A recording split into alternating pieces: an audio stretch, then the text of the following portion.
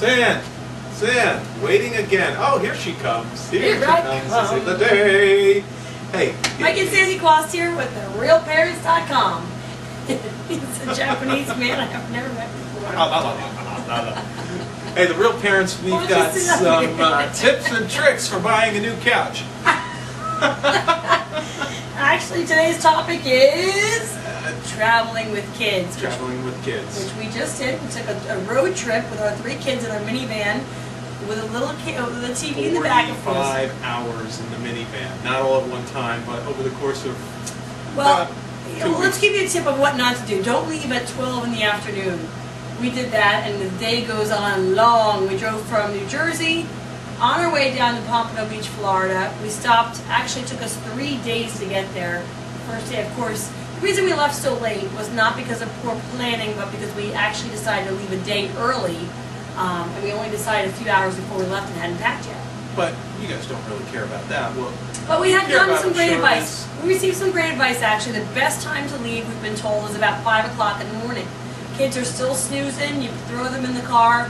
You're driving for a little bit before it's even breakfast time. So you buy a few hours right there to begin with. Then you eat breakfast, and we decided that we actually like to eat meals in the car. So if you drive to the drive-thru or go in to go to the bathroom, bring the food in the car. It spends about a half hour while you're eating there fussing around, don't you? Yeah. You know, I mean, the kids enjoy it. I mean, you get them little treats with their meals, whatever you may get. If it's a Happy Meal, you don't want to do that every time if you're going on a budget. But you know, from time to time, you get them a nice little toy or whatever it might be. But you know, some other tips with that is to have activities for them to have in the car. I mean, we happen to have a DVD player in the minivan, and you know, certainly we played a ton of movies. But one of the things that we did was to incorporate some education into it. So, like the Letter Factory, or you know, the Baby Tad videos, or some kind of educational videos. So it's not just mindless, you know, programming. Yeah, so Letter Factory actually teaches the kids different letters and sounds of letters, and there's a couple different degrees they have.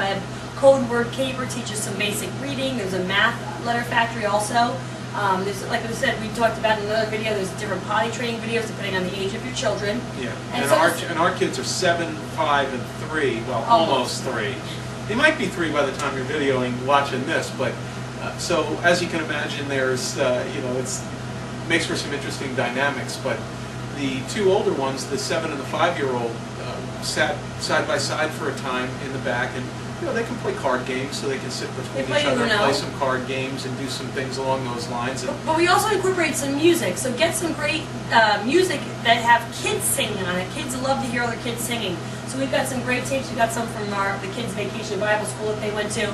They love some songs. I said, play this song, play this song. And you also have a lot of different music like that, so the kids love to do that. There's definitely great card games you can play. Yellow car, they pick out when a yellow car is coming, depending on the age of your kids.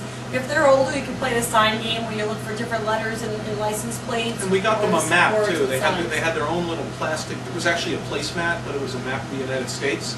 So every time we went to a different state, or even when we didn't, they would point out a state. I'd tell them a little bit about the state, or whatever. But you know, it would give them an idea about geography and the different states, and it's always exciting when you cross over into a different state. You know, they seem to enjoy it. And when they start getting feisty, basically what we did is we made a plan that each night we would stop at a hotel that had a pool. So we drove till about dinner time, between 5 and 7 o'clock each night.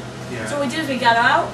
Everyone knew they were getting the bathing suits. For the last hour or 2, the kids were actually getting excited as opposed to getting annoyed. And traveling with kids, you've got to be flexible. So here's the deal: is if you're on a budget time-wise, and you only have maybe a week's vacation or maybe 7, 8, 9 days, certainly don't plan necessarily a van trip to Florida.